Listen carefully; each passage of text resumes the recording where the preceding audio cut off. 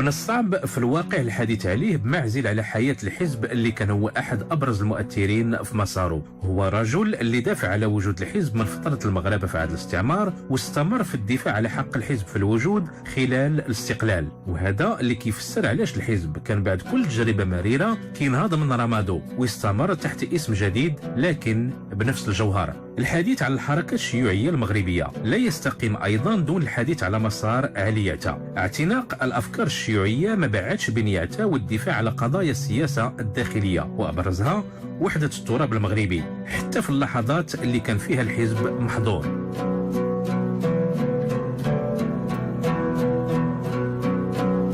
أسس الحزب الشيوعي المغربي، وبعد ما تمنع مباشرة بعد الاستقلال بثلاث سنوات أسس حزب التحرر والاشتراكية في نهاية الستينيات القرن الماضي، وبعد ما تعرض هذا الحزب مرة أخرى للحظر أسس حزب التقدم والاشتراكية في سياق المسلسل الديمقراطي اللي دعا له الراحل الملك الحسن الثاني بعد انطلاقة المسيرة الخضراء، واللي كان يعتا أحد أبرز الزعماء الحزبيين اللي تحمسوا لها. كان علي يعتا أو السي علي من المغاربة الوالة اللي انضموا للحزب الشيوعي بالمغرب، اللي كان فرع تابع للحزب الشيوعي الفرنسي في وقت كانوا أغلب الوطنيين المغاربة كيلتحقوا بأحزاب الحركة الوطنية. أغلب أعضاء الحزب في هذه المرحلة كانوا فرنسيين، مدرسين وموظفين صغار، نقابيين، مناضلين في الكونفدرالية لعمل الشغل، وكذلك أعضاء من الحزب الشيوعي الإسباني اللي دفعتهم الحرب الأهلية للاستقرار بالمغرب. التحاق يعتا في هذه الفترة بالحزب مع عدد قليل من المغاربة كان هو بداية لالتحاق عدد من الوطنيين المتأثرين بالأفكار الشيوعية فيما بعد. إسماعيل العلوي اللي خلف علي يعتا على رأس الحزب كيتحدث عن السياق اللي التحقت فيه مجموعة من المغاربة ومنهم علي يعتا بصفوف الحزب. الشيوعيين في المغرب كانت أغلبيتهم مكونة من فرنسيين وإسبان في الأصل، كانوا بعض العمال، كانوا بعض العناصر الواعية التي كانت ترفض الوجود الاستعماري، ولكن في نفس الوقت تولي اهتمام كبير للأوضاع الطبقة العاملة. التحق علي يعتا بالحزب الشيوعي المغربي وعمره ما فيش 23 عام. في ذاك الوقت كان مدرس عاد حصل على الإجازة من كلية الأدب بالجزائر. هذه المرحلة من مسار الزعيم الشيوعي كيحكي عليها الابن ديالو فهد يعتا. هو السي علي قرا في كليه الاداب ديال الجزائر العاصمه، ولكن قرا باغ كوريسبوندونس، ماشي كانت ساكن في الجزائر العاصمه، كانت خدا البكالوريا هنا في ليسيوتي وتقيد في كليه الاداب ديال الجزائر، وتي كل مره ولا مرتين في العام تيمشي للجزائر العاصمه باش يدوز الامتحانات. ملي خرج من خدا الاجازه في الاداب رجع تقيد كمعلم في واحد المدرسه هنا في بورغوني في الدار البيضاء في لا فيرم بلانش تيسميها في ديك الساعه. قبل التحاقه بالحزب الشيوعي بالمغرب كان يعتا مناضل في صفوف الحزب الوطني بالدار البيضاء بعد ما حصل على تزكيه من المهدي بن بركه اللي كان تعرف عليه في ليسي ليوطي، والعلامه مشتى الجامعي اللي كان له تاثير قوي على علي يعتا انذاك. تأثير كيفسر الكثير من التغييرات اللي عاشها الحزب فيما بعد من الناحيه السياسيه والايديولوجيه، كما جعل لسان اسماعيل العلوي ونبيل بن عبد الله. فيما يخص السي علي يعتا أظن أنه التحق بالحزب الشيوعي المغربي أو الحزب الشيوعي في المغرب يبدو لي باتفاق مع الهيئة التي كان ينتمي إليها من قبل، حيث كان ينتمي إلى الحزب الوطني الذي كان يقوده سيدي علال الفاسي، وكانت له علاقة وطيدة هو شخصيا مع سي بوشتا الجمعير، كانت عنده كذلك علاقة بالمهدي بن بركة. وأنا استشف من هذه العلاقات أن كانت هناك إرادة مبيتة من قبل الوطنيين المغاربة تحث على التواجد في كل الهيئات السياسية التي كان من شأنها أن تساعد نضال شعبنا في الانعتاق من قبضة الاستعمار. فأظن أنه التحاق السي علي يعتا بالهيئة الشيوعية آنذاك كان لا أقول بإيعاز، الله أعلم، إنما عنيش هذه المعطيات بشكل دقيق، إنما كان بتنسيق وبمباركة من قبل لا المهدي بن بركة من دون شك، حيث أنه كان عندهم علاقة منذ سنة 1941، ولا بالأساس سي بوشتا الجمعي. بالتالي إلى جانب التكوين ديالو الفرنسي باللغة الفرنسية، كان التكوين ديالو باللغة العربية تكوين متين، وهذا الأمر أثر فيه بقوة، بحيث أن الحس الوطني كان أقوى من أي مرجعية أخرى. هذا أساسي، بمعنى أنه كان أقوى من الاشتراكية ومن الماركسية ومن غير ذلك. التعلق بالوطن، الوطن أولا، هذا هو السعلي. سنوات قليلة فقط وصبح اسم علي يعتا معروف في صفوف الحزب الشيوعي بالمغرب في سياق الحرب العالمية الثانية. في هذه المرحلة بدأت الخلافات واختلاف الرأي بين رفاق علي يعتا وخاصة المغاربة الشيوعيين وباقي أعضاء الحزب من الأوروبيين بقيادة ليون سلطان، وهو فرنسي من أصل جزائري، اشتغل في الجيش الفرنسي وشارك في معارك بإيطاليا، اللي كان كيرفض أي فكرة ما جاتش من المركز، يعني من الحزب الشيوعي الفرنسي. مقابل ذلك بدا علي يعتا ورفاق المغاربه بحال عبد السلام برقيه ومحمد فرحات كيعارضوا الخط الاممي للحزب الشيوعي، وهنا بان اسم يعتا في اوساط الشيوعيين بالمغرب. المغاربه في هذه الحركه الشيوعيه المغربيه كانوا يعتبرون بانه بقدر ما يجب طبعا النضال ضد الفاشيستيه والنازيه وممثليها في المغرب أي الإقامة الفرنسية، بقدر ما كان يجب بالضرورة المطالبة بالاستقلال. الاختلاف بين الشيوعيين المغاربة والأوروبيين داخل الحزب غادي يزيد يتوضح بمناسبة الحديث على وثيقة الاستقلال بعد ما دعمها بشكل شخصي علي يعتا بخلاف توجهات الحزب. خالد الناصري أحد قيادي الحزب كيفسر بتفصيل هذا الخلاف. علي يعتا كان كيقول بان المسلك ديال استقلال المغرب في حد ذاته، المغرب يجب ان يستقل عن المستعمر الفرنسي، ولا علاقه لنا بكون فرنسا خاضعه للاحتلال ديال المانيا النازيه. وكان ذلك من العوامل التي عجلت لنقولها بين مزدوجتين مغربه الحزب الشيوعي. في هذه المرحله وبالضبط بعد ما تقدمت وثيقة المطالبة بالاستقلال، تنتخب علي يعتا أمين للجنة المركزية للحزب في فبراير 1945. سياق هذا الانتخاب كيفسروا اسماعيل العلوي. في أغسطس 46 شهور قليلة بعد انتخاب هذه الهيئة المسيرة للحزب أي اللجنة المركزية، قام المغاربة المتواجدين فيها بنوع من الانقلاب على الهيئة التي كانت سائدة من قبل وعلى رفاقهم الفرنسيين، حيث تبنوا المطلب الاستقلال مع طبعا الاستمرار على الخط المدافع على مصالح الطبقة العاملة المغربية والكادحين من فلاحين وغيرهم في هذا الوطن. بعد سنة ونصف على انتخاب أمين اللجنة المركزية للحزب الشيوعي، وبالضبط في غشت سنة 1946 بان بوضوح تأثير علي يعتا على التوجه الوطني للحزب الشيوعي. توجه جا في التقرير اللي قدموه اللجنة المركزية واللي طالب فيه باستقلال المغرب وإلغاء الحماية وانتخاب جمعية وطنية تأسيسية ذات سيادة. هذا الموقف بالطبع ثار غضب سلطات الإقامة الفرنسية اللي اعتقلته ولفتوا الجزائر في مرحلة أولى قبل ما يرجع بشكل سري للمغرب وتعتقله مجددا. هو كان جالس في التران وقبلته واحد السيده فرنساويه كانت الطالبه ديالو، والبوليس الفرنسي في التران تيقلب عليه، وهي شافت السي علي قالت له او مسيو ياتا بونجور، جاو قبطو وداو الحبس لانه ما كانوش عرفوه. ملي قالت له سلمات عليه وعرفته علي يعتا حيت كان المعلم ديالها، قبطو وداو الحبس لان السي علي كان الى طرد الجزائر اليوم لا غدا تاخذ التران وترجع الدار البيضاء. الوغ كان اعتقل في الغبيله في الدار البيضاء، ومن بعد صيفطوا في الجزائر في الحبس معروف تما في الجزائر العاصمه سميتو باربيروس، لا بريزون باربيروس، تالي بقى في يعني في 50 ولا في 51. ومن بعد نهار اللي خرج من باربيروس يلا مشى شي مسافات 500 متر وقبطوا عاوتاني قالوا له مسيو ياتا vous êtes libre en Algérie mais on vous réclame en France. وديك الساعه دخلوا للبابور في لاكاف، في لاكاف تحت البابور تيكونوا المواكن وكلشي ديال البابور. بقى مشى من الجزائر العاصمه حتى لمارسي، جلس شي اسبوع ولا جوج في البريزون ديال مارسي سميتها لي بوميت، واعتقلوا في باريس في لا سونتي ومن بعد في خان. التوجه الوطني غادي يتوضح اكثر بعد ما تنتخب السي علي كاتب اول الحزب الشيوعي المغربي عام 1949، منصب غادي يبقى محتفظ به الى غايه وفاته بعد حوالي 50 سنه.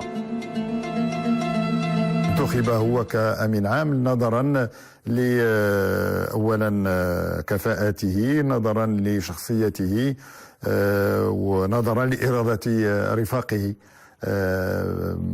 ضدا على قرار بالنفي الذي اتخذته الإقامة العامة الكولونيالية فالاستعمارية الفرنسية. بعد هذا التاريخ بدا الحزب الشيوعي المغربي كيعبر بصراحه على رفضه للنزعه الابويه للحزب الشيوعي الفرنسي، اي الهيمنه اللي كان كيمارسها المركز على فروع الحزب في تونس والجزائر وفي المغرب طبعا. كان هناك تاكيد على مغربه هذا الحزب، وهذه المغربه هي التي ادت في تلك الفتره وحتى قبل 49 ادت الى رفض فكره كان ينادي بها الحزب الشيوعي الفرنسي، وهي فكرة انتظار الخلاص من القبضة الاستعمارية عن طريق الانضمام إلى الاتحاد الفرنسي، l'Union فرانسيز. كان وهم لدى الرفاق الفرنسيين. ترسيخ القناعة الوطنية في فكر وممارسة السي علي ما ساهمش فيها أستاذ بوشتا الجامعي فقط، وإنما عدد من الكتب والمراجع أيضا اللي اطلع عليها بفضل مكتبة الوالد السي سعيد اللي كان خدام بشركة تبغ بطنجة ثم الدار البيضاء. وهو كان تيقرا شارل موراس، لأن جدي الله يرحمه كان قريب من واحد المنظمة روياليست فرونسيز سميتها لاسيون فرونسيز، والمسؤول ديال والرئيس ديال لاكسيون فرونسيز كان شارل موراسي، وكان عند الوالد وجدي الله يرحمه كتب ديال شارل موراس. وانا اظن بان في التكوين ديال الوالد هاد عنده يعني التقارب ما بين الروح الوطنيه والباتريوتيزم، جاي ماشي من تكوين ماركسي، جاي من التكوين ديال لو ناسيوناليزم من شارل موراس. سي علي سيتي ان كومونيست ناسيوناليست. هاد المواقف غادي تساهم في بلورات وصياغه مواقفه الوطنيه، بل ومواقف الحزب اللي ولات غالبيته مغربيه قبل القمع اللي عاشوا عام 1952، سبب في نعتو بالتحريفيه وحدوث اختلاف كبير للحزب مع باقي احزاب المعسكر الشيوعي انذاك. الاستقلاليه ما كانتش فقط على مستوى داخلي، الاستقلاليه كانت كذلك على مستوى خارجي، بحيث ان هذه الاحزاب الشيوعيه العالميه في الاتحاد السوفيتي، في بلغاريا، في رومانيا، في الصين، في ما عرفتاش، هذا الشيء كامل كانت عنده علاقات معهم، لكن كاين بعض النقاط اللي ما يمكنش ابدا يتفق معهم ولو ينتقدونا ولو يعزلونا انذاك على صعيد دولي. القضيه الوطنيه، الصحراء، القضيه الفلسطينيه. المواقف الوطنية اللي عبر عليها علي عتاو الحزب في فترة الاستعمار ما شفعتش ليه عند باقي الفرقاء السياسيين الاعتراف به كحزب وطني، وبعد المنع اللي تعرض ليه طيلة فترة الاستعمار الحزب غادي يتمنع أكثر من مرة وفي محطات مختلفة من تاريخ المغرب المستقل.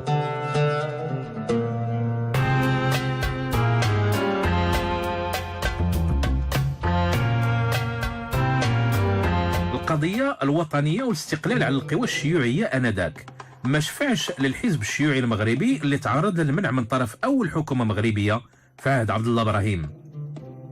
ومن بين القرارات الخاطئة التي ارتكبت في سنة 1959 هي منع إداريا الحزب الشيوعي المغربي قبل أن يحال الموضوع على المحكمة، حيث أن المحكمة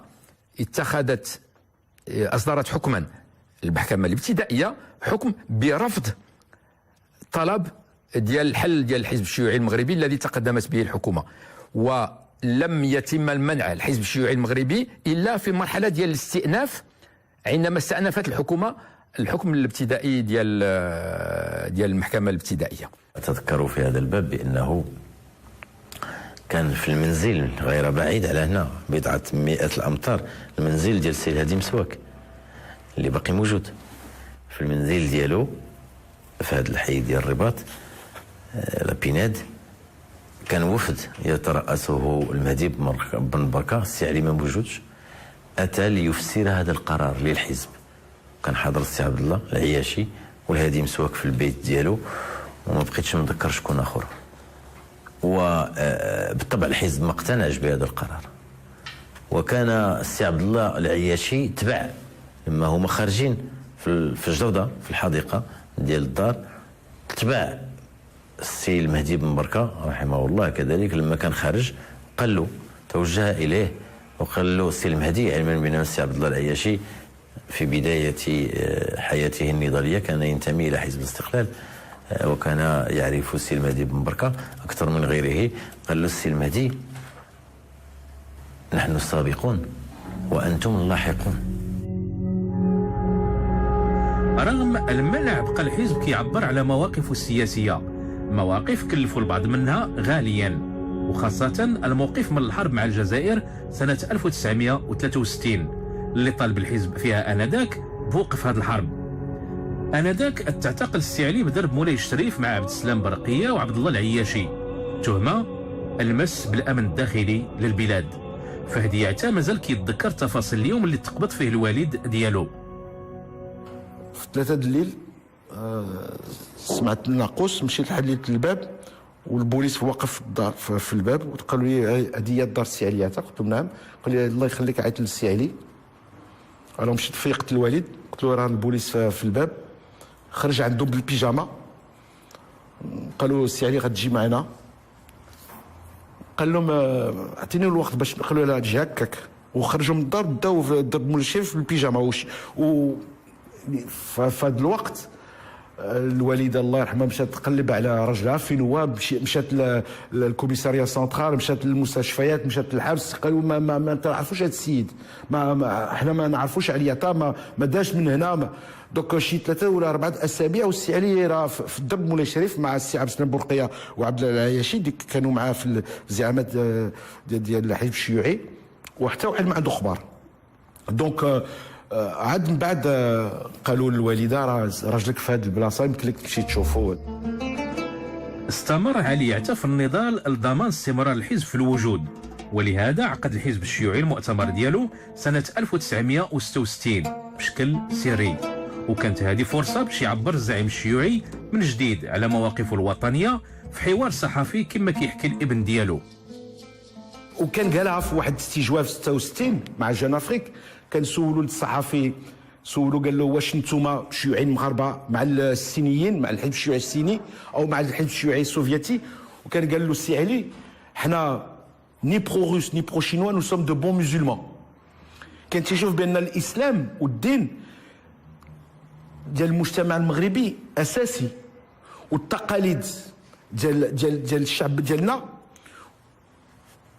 والتقاليد ديال المؤسسات ديالنا. انتخب علي يعتا امين عام للحزب، لكن باسم اخر، حزب التحرر والاشتراكيه، ابتداء من سنه 1968. لكن بسرعه غادي تمنع الحزب المره الثانيه، وتكلف محمد بوستال الترافع عن الحزب امام القضاء. كان تحل الحزب الشيوعي والقي القبض على علي يعتا هو وشعيب بتهمات تكوين حزب جديد، ولكن بنفس القوانين وبنفس المعطيات اللي قد يسوت، ولذلك ألقي عليه القبض. كتب لي رسالة من السجن، كنت أنا في ذاك الوقت نقيب المحامين في الرباط. كتب لي رسالة من السجن كيطلب مني باش ندافع عليه، باش نكون محامي ديالو في هذه القضية هذه. طبعا حنا مواقفنا من الشيوعية إلى حزب الاستقلال وكذا. خذيت الرسالة ومشيت لعند السي علا الله يرحمه، قلت له نعم سي هذا السي علي عطا راه طالب مني باش ندافع عليه، حنا كنعرفوا الموقف ديالو. قال لي الله يرحمه بهاد العبارات: كان خصك تمشي تدافع عليه لأنه قضية حريات الأشخاص أساسية. محاكمه في 69 علاش؟ لانه مشى ساهم الى جانب شعيب الريفيوم والاسماعيل العلوي في ندوه في موسكو مع هاد الاحزاب اللي كتنتمي للمنظومه الشرقيه انذاك، وعكسهم تما، ووجد نفسه معاكس في المغرب عندما عاد عكسهم حول ماذا؟ عكسهم هذه المره ماشي حول القضيه الوطنيه، عكسهم حول القضيه الفلسطينيه، بحيث ان ذهب لذلك المعسكر وقال لهم هذا كون انكم كتعتبروا بان القضيه الفلسطينيه هي قضيه لاجئين، هذا خطا. القضيه الفلسطينيه قضيه شعب، قضيه تحرر وطني، ويتعين ان توضع في هذا المستوى.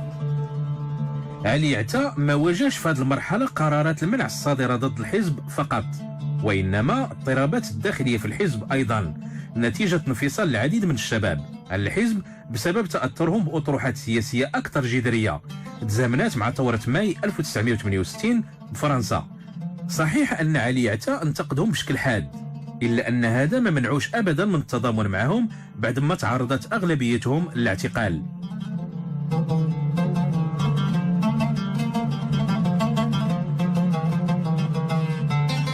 بل تقوت احيانا هذه سنوات الرصاص، لا سيما ازاء هذه الفئات وهذه التيارات الشابه التي تضرر مناضليها او مناضلوها بشكل قوي من القمع والسجن وكبت الحريات بشكل مطلق. هذا طبعا كان تيجعل مثلا الاحزاب اللي كان عندها تواجد شرعي ومعلن في نوع من الحيرة بأمرها، لأنها كانت تنادي وما زالت تنادي وستبقى تنادي بتوسيع مجال الحريات، وكانت تنظر إلى كبت هذه الحريات بالنسبة لآراء هؤلاء الشباب. كان موقف صعب من دون شك، ولكن في الوقت اللي كانت تتندد بهذا الانحراف او ما تسميه هي بانحراف الشباب، في نفس الوقت كانت تتواجد مع هؤلاء الشباب في الدفاع عن الحريات، وفي المحاكمات كانوا دائما محامون من كل اطياف الحركه الوطنيه يقفون بجانب المعتقلين للدفاع عن حرية رأيهم وعن حريتهم المطلقة وعن صيانة كرامتهم الجسدية. رفض الأطروحات اليسارية اللي كان كينعتها بالمتطرفة ما منعش الأبناء ديالو من التأثر بها، وهنا كيحكي فيه ديعتا كيفاش كان النقاش كيولي حاد في بعض الأحيان داخل المنزل حول الأفكار اليسارية. وتنعقل واحد النهار كان عندنا واحد في الوقت الغداء مع الوالد تنتغداو، ونادر هجم على الوالد قال له انتوما راه صافي الوقت ديالكم فات، قدمتيو، وانتوما راه فعلا تأيدوا المخزن، وخصنا نحاربوا، وخصنا ناخذوا السلاح، وخصنا وانا متفق مع الدراري ديال الجبهه. هو السي علي تقلق، قال له ما عرفتيش تقول، انت مازال صغير، ما فهمتيش بان الظروف ديال البلاد ما تسمح لناش هذا الشيء. راه الميزان القوى ماشي لصالحنا وماشي لصالح الثوره، ماشي لصالح الحرب بالسلاح. وهذا خصنا نكونوا الشعب المغربي خصو يفهم، خصو يطلب هو يعني الوسائل ديال التحرر ديالو. الوالد تقلق بزاف، وكان عندنا الفواكه وتنقل خدا الكرموسه ورماها على نادر باش يقولوا بركه انت مخيت الدري ما فهمتي والو. ومع الوقت فهمنا بان كان عنده الحق. ارتباط علي عتا الكبير بالخصوصيه الوطنيه غادي يترجم في المواقف من القضايا الداخليه الكبرى، وخاصه من خلال الدور اللي لعبوا يعتا في قبول الحسن الثاني وليا للعهد. النضال من اجل الوحده الترابيه للمغرب غادي يدفع الحزب رغم المنع في اكثر من مره الى المطالبه بموريتانيا والصحراء. المواقف التاريخية ديال حزبنا والواقع لا يرتفع، أننا كنا نعتبر أن موريتانيا هي جزء تاريخيا من التراب الوطني المغربي. هبت الرياح في اتجاه آخر، وهذا موضوع ليس مطروحا اليوم، ولكن الأساسي هو أن الوحدة الترابية المغربية هي تمر عبر تمكين المغرب من استرجاعه لأقاليمه الجنوبية في الساقية الحمراء ووادي الذهب، وإن شاء الله بالنسبة للجيوب الشمالية سبتة ومليلية والجزر الجعفرية. علي عتا كان بالنظر لمرجعيته الوطنية القوية جدا كان لا يتصور المغرب ومستقبل المغرب وترابه مبتور. موقف علي عتا من الصحراء غادي يعبر عليه في الكتاب اللي صدر بعنوان الصحراء الغربية المغربية في سنة 1972. رغم ذلك تمنع الكتاب في السنة اللي صدر فيها. اسماعيل العلوي هو اللي كان تكلف من طرف الزعيم الشيوعي الراحل بتقديم الكتاب في ندوة صحفية. كان لي الشرف أنني طلب مني الديوان السياسي وسي علي عتا أن أقوم بتقديم هذا الكتاب أمام ممثلي الصحافة الدولية في الرباط، وكذلك أمام ممثلي السفارات الأجنبية في الرباط. هذا الشيء حصل في عام 1972، وفعلا قمت بتقديم هذا الكتاب، وكان بحضور السي علي، ودخلنا في نقاش مع ممثلي الدول الأجنبية وممثلي الصحافة الدولية. حصل منع هذا الكتاب آنذاك، حصل منع هذا الكتاب، وهذا المنع يدخل أساسا في النزعة التي كانت سائدة لدى الحكم المغربي آنذاك في التحكم أو إرادة التحكم في كل المعطيات، حتى وإن عرف هذا الحكم هزتين كبيرتين في سنة 71 و 72، لكن كان مازال هناك لدى موظفي المخزن والمستشارين للملك كان مازال عندهم ذاك ردود الفعل الذاتية ديال أنهم هم الذي عليهم أن يتحكموا في كل شيء. فحصل منع هذا الكتاب، والغريب في الأمر هو أنه هذا الكتاب الذي منع في سنة 72 عندما تبنى القصر، أو عندما الحسن الثاني اعترف بضرورة الخوض في المعركة من أجل تحرير أقاليمنا الجنوبية الغربية، ليس على المستوى الدبلوماسي الصرف، بل وكذلك بالدخول بالملموس في عملية استرجاع هذا الأراضي. هذا تقرر إعادة طبع هذا الكتاب من قبل المطبعة الرسمية المغربية. بوادر الانفراج بين السلطة وحزب علي عتا بدات كتبان من جديد بعد ما عاش المغرب بعد الاستقلال سنوات من التوتر بين الحركة الوطنية والقصر، الشيء اللي كيفسر العديد من الاعتقالات والقمع. في سنتي 71 و 72 عاش المغرب على وقع محاولتين انقلابيتين كانوا سبب في تحديد طبيعة العلاقة في المستقبل بين الطرفين، حيث غادي يلعب السي علي دور كبير في بلورة التصور حول التوافق اللي دافع عليه طويلا. عتا الله يرحمه كان يؤمن كامتداد منطقي طبيعي لموقفه من الحل الوسط التاريخي ومن لتحليله للثورة الوطنية الديمقراطية. كان يؤمن بأن الموقع الطبيعي لأحزاب الصف الديمقراطي والتقدمي ليس هو اختيار المعارضة. كان دائما يقول احنا في المعارضة ماشي لأننا اخترنا نكون في المعارضة، احنا في المعارضة لأنها فرضت علينا، وبالتالي إذا ما توفرت ظروف لنتحمل مسؤوليتنا ونقدم خدمة ملموسة للجماهير الشعبية علينا أن نتحمل مسؤوليتنا بكل شجاعة. انفراج العلاقة بين القصر والشيوعيين المغاربة أضاف القبول تأسيس حزب الشيوعيين المغاربة مجددا، وهذه المرة باسم جديد، حزب التقدم والاشتراكية. وغادي يبدا الحزب بعد الحظر حملة للعودة للشرعية وإصدار جريدة البيان. بعد هذا التاريخ أعلن علي يعتا من جديد تشبثه بمغربية الصحراء، وحق المغرب في استكمال وحدة ديالو الترابية من خلال المشاركة في المسيرة الخضراء سنة 1975، واللي كان الملك الراحل الحسن الثاني علم زعماء الأحزاب السياسية بالرغبة ديالو في تنظيمها قبل الإعلان عليها رسميا.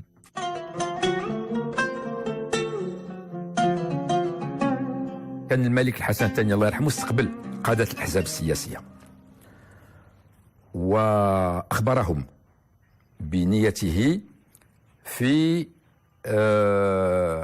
إجراء المسيرة الخضراء، ولكن طلب منهم يحافظوا على السر.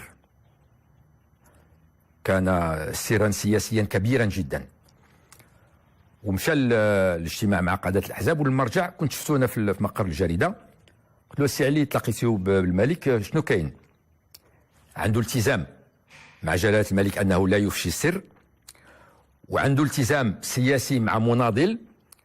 قال لي حاجة واحدة اللي يمكن يقول لك، ما هي لا الحرب ولا السلم، وسير نتقلب عليها معنى ما هي لا حرب ولا سلم. وبالتالي شعرت بأن الرجل يعني حماسة كبيرة عنده، فهمت حينها بأنه شي حاجة خارجة على النطاق الاعتيادي.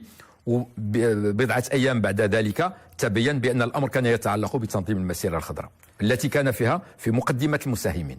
هاجس استرجاع الصحراء كان أقوى من هذه الاعتبارات. رجعوا الصحراء، نفتحوا هامش ديمقراطي، هذا هو السعلي. الكلمة التعبير ديال المسلسل الديمقراطي، لو بروسيسوس ديمقراطيك، هي من الإنتاجات التي نظر لها كثيرا، بمعنى أن الديمقراطية مسلسل شاق طويل.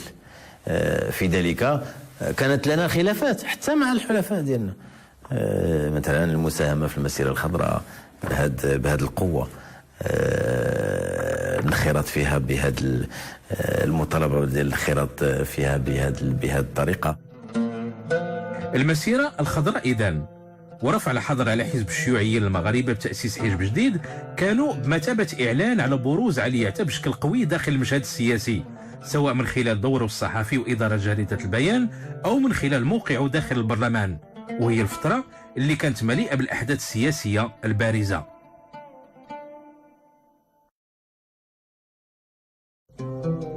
انطلاقا من سنة 1977 غادي يعيش المغرب مسار سياسي تعرف به الفاعلين السياسيين بالثورة الوطنية الديمقراطية.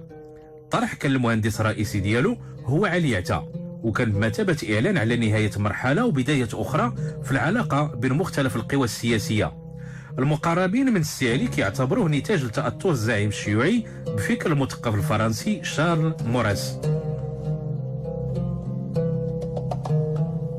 الموقف المهم الاساسي ديال حزب التقدم والشركيه كانت الثوره الوطنيه الديمقراطيه، لا ريفولوسيون ناسيونال ديموكراتيك. هاد الفكره هذه، الثوره الوطنيه الديمقراطيه، عندها جانب وطني وجانب اجتماعي اشتراكي، لان شارل موراس كان عامل واحد كتاب سميتو لا ريفولوسيون ناسيونال، والسي علي عمل لا ريفولوسيون ناسيونال اي ديموكراتيك. اذا خرج من الافكار ديال موراس باش يزيد عليهم القضيه ديال الحريه الديمقراطيه، القضيه ديال التمثيليه ديال المؤسسات، البارلمنتاريزم ديمقراطيك بلوريال، كونستيتيسيون وزيد الدستور كلشي. كنا نسمي انذاك بالحل الوسط التاريخي، لو كومبرومي هيستوريك.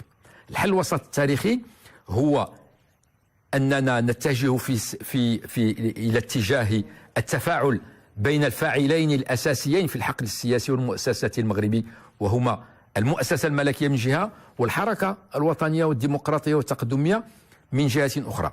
الموضوع كان يتطلب تفاعلا قويا بين الاثنين لايجاد حل لا غالب ولا مغلوب. لا المؤسسه الملكيه تقمع وتضع حدا للحركه الديمقراطيه والتقدميه والوطنيه المغربيه، ولا الحركه الوطنيه والتقدميه المغربيه تلغي المؤسسة الملكية من حسبانها. بعد حالة الانفراج السياسي اللي عاشتها البلاد بعد الدستور الجديد وعودة المؤسسات للعمل بعد إنهاء حالة الاستثناء، تنتخب علي عتا نائب في البرلمان ديال عام 1977 عن دائرة سيدي بليوط، كما تنتخبوا أعضاء آخرين في الحزب في الانتخابات المحلية بحال الراحلين عزيز بلال وشمعون ليفي.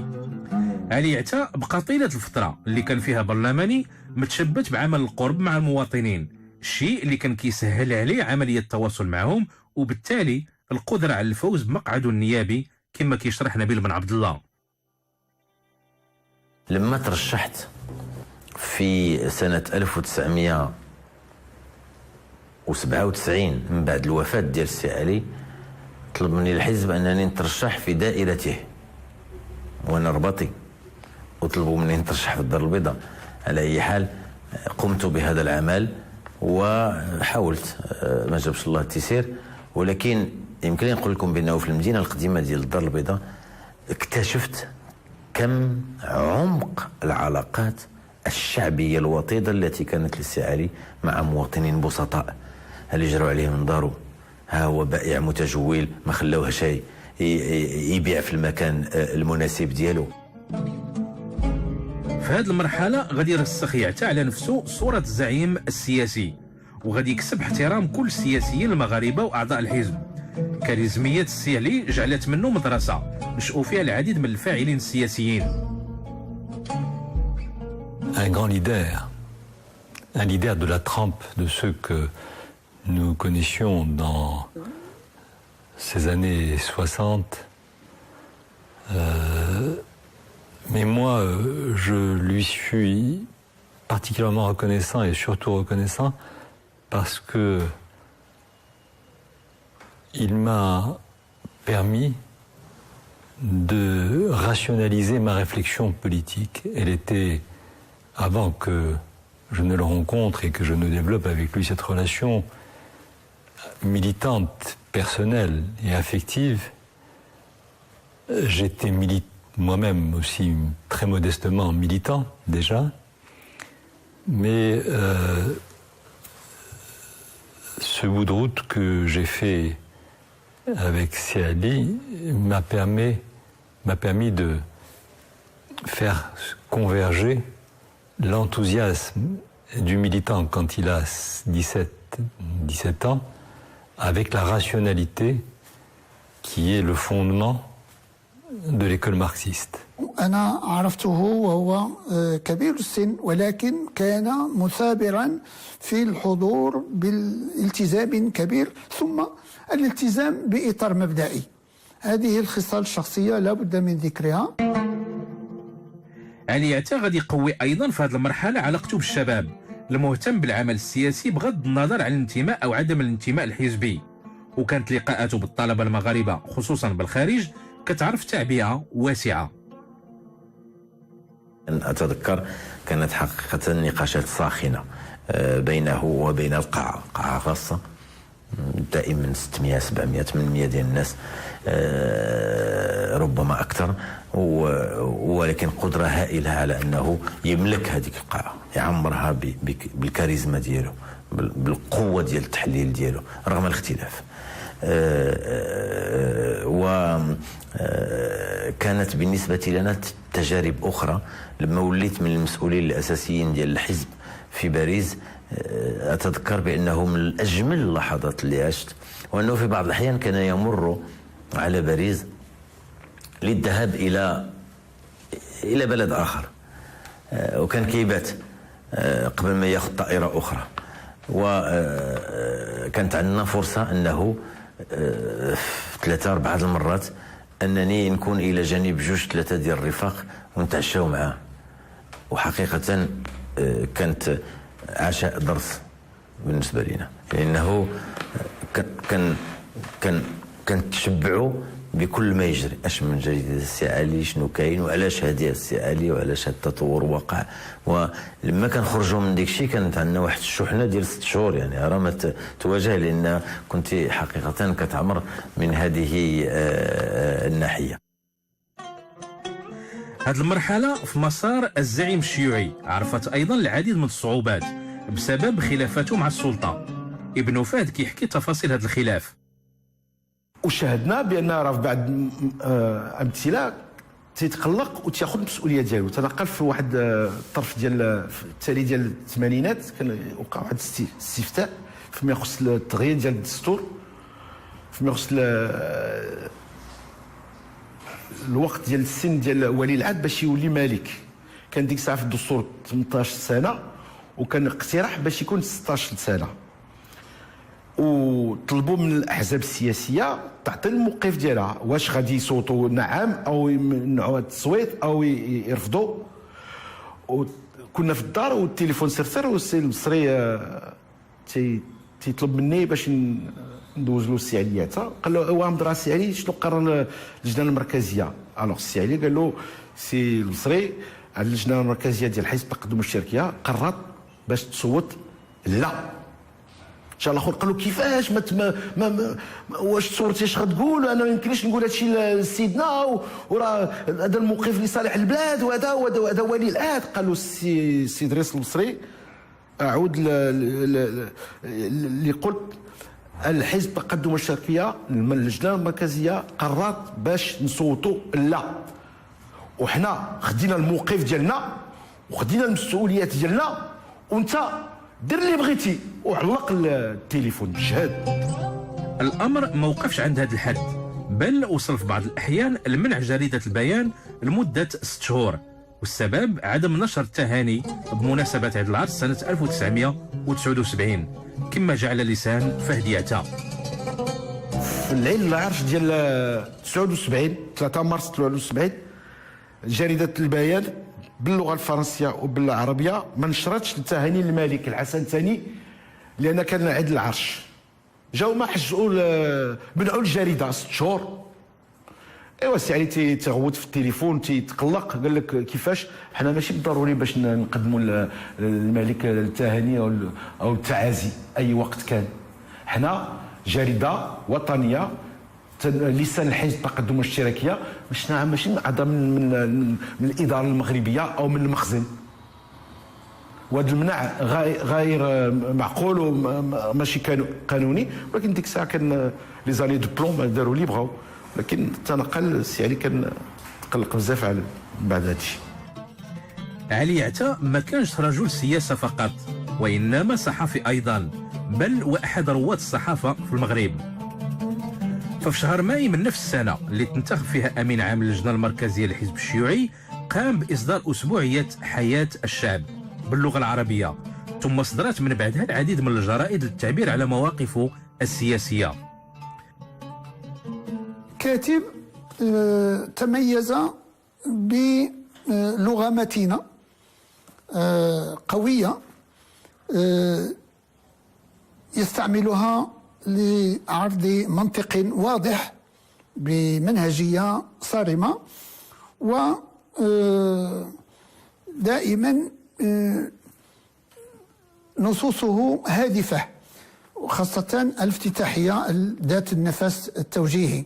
Donc il était une personnalité tout à fait crédible, visible et écoutée.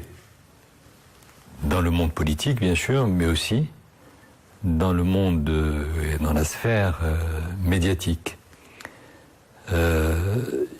Ces éditoriaux étaient très souvent, et pour beaucoup d'entre nous, une référence. C'était aussi un éclairage qui n'était pas celui du commentaire politique que l'on pouvait lire généralement. Sa plume était singulière. افتتاحيات الزعيم الشيوعي كانت في الغالب كثير الجدل في المشهد السياسي، وخلق ليه البعض منها العديد من المتاعب حتى مع أقرب الحلفاء. أبرز المواقف لعلي يعتا هو اللي كان بمناسبة حرب الخليج الأولى، واللي كان مناقض الموقف باقي أحزاب الحركة الوطنية المساند للعراق ونظام صدام حسين.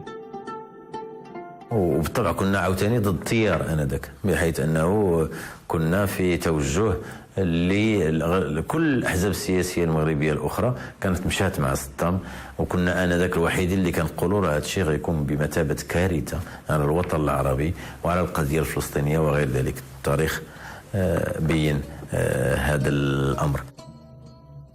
هذه النقطة ما كانتش في الواقع هي نقطة الخلاف الوحيدة مع زعماء أحزاب الحركة الوطنية، بل جات من بعدها خلافات أخرى. رغم أنها كانت حادة ما دفعتش الزعيم الشيوعي يتخلى عن العمل في إطار وحدة مع أحزاب الحركة الوطنية، وكذلك الحرص على التوافق مع المؤسسة الملكية. وبالفعل تحمس علي عتا لتأسيس الكتلة الديمقراطية مع 5 ديال الأحزاب من الحركة الوطنية. لكن في اليوم اللي غادي يتعلن فيه تحالف الكتلة الديمقراطية 17 ماي 1992 كان أحد أبناء الزعيم الشيوعي في حالة حرجة في قسم الإنعاش بأحد المستشفيات بسبب حادثة سير خطيرة. هذا الحادث المؤلم ما منعش علي عتا من الحضور في هذا اليوم التاريخي بعد دخول الملك الراحل الحسن الثاني على الخط. والتليفون سرسر، وحسن الثاني طلب باش يهضر مع السي علي. قال له السي علي راه تخبرت بان راه ولدك نادر دار حادثه السير، الوغ غنعطيك الاختيار، اما تكلف بولدك ولا تكلف بالحزب ديالك، لان حسن الثاني كان عارف بان غادي يكون اجتماع ديال الكتله. قال اما تكلف بولدك ولا تكلف بالحزب ديالك، اما تكلف انا خلينا نتكلف بولدك نادر وانت تستمر في الشؤون ديال الحزب ديالك. واظن بان راه تسير الحزب ديالك احسن من انا اللي غنسيرو. سي علي قال له شكرو، وفعلا حسن الثاني الله يرحمه خدا التدريب، يعني دار كل شيء باش نادر يكون في حالات الطبيه احسن وكل شيء، عطى التعليمات الساميه ديالو. ولكن سي علي في ديك الساعه ناض وخرج، خلى الوالده خلانا حنا كلنا، ومشى يتكلف بمهمته السياسيه. وما عرفش واش ولده غادي يموت ولا غادي يعيش، ولكن كان عنده اجتماع، مشى للاجتماع. تأسست الكتلة الديمقراطية كما كانت أمنية زعيم حزب التقدم والاشتراكية، لكن الخلافات بينه وبين زعمائها غادي تبان بسرعة، خصوصا بعد ما طلب أحد السياسيين مراحل الحسن الثاني باش يجتمع مع 4 من الأحزاب ديال الكتلة فقط بمعزل عن حزب علي عتا، الأمر اللي خلف استياء كبير في نفسه كما كيحكي اسماعيل العلوي.